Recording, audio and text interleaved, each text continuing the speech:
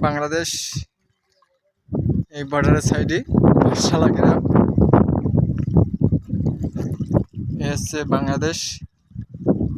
আর এই যে নদীর ওই পাশে ভারত, ইন্ডিয়া। এই যে আর নদীতে মাছ ধরতেছে।